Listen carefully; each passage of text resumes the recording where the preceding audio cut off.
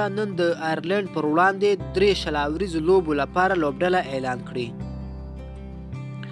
د افغانستان کرکټ ملي لوبډله په راتلونکي مارچ میاشت کې د آیرلینډ کرکټ ملي لوبډلې سره 3 شلاوریزې سیالۍ ترسره کړي.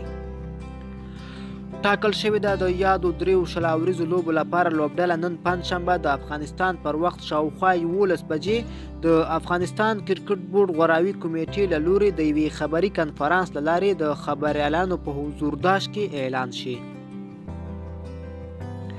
د افغانستان کرکټ بورډ رسنیو څانګې پر وینا چې د افغانستان کرکټ ملي لوبډلې د آیرلینډ پر وړاندې چې په هند کې ترسره کیږي نن لوبډله اعلان کړي. د بورډ پر وینا چې د یادو 3 سیالیو لپاره نور ټول پړاوونه پای ته رسیدلي دي او یوازې یوه مناسبه او غوره لوبډله به نن اعلان کړي. هیره دې نه وي چې د دغو لوبو مالي لګښت به د افغانستان کرکټ بورډ پر غاړه وي. دا په داسې حال کې ده چې ټاکل شوی وه په 2020 کال کې په د آیرلینډ کرکټ ملي لوبډلې د افغانستان کرکټ بورډ ملي لوبډلې کوربهتوب وکړي چې آیرلینډ کرکټ بورډ بیا د یادو سیالیو کوربهتوب د مالي ستونزو له امله لغوه اعلان کړ.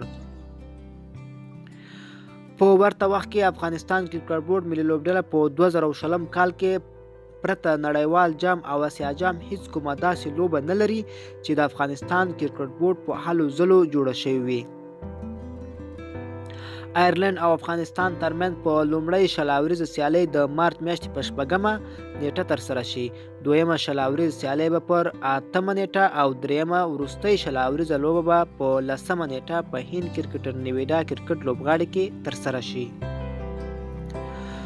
دا و زموږ راپور. د لا ښکلو راپورونو لپاره افغان ټي وي چینل در سره سبسکرایب کړئ.